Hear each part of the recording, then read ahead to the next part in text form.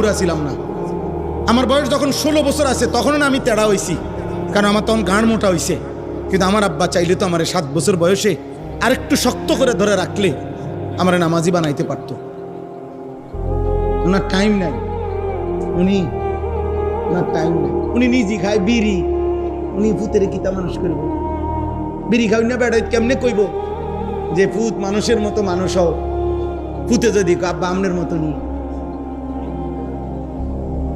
হ্যাঁ বলেন না? এই জন্যই তো পিছায় গেছে, এই জন্যই তো পিছায় গেছে। নিজে নাফরমান, এই জন্য হিম্মত নাই।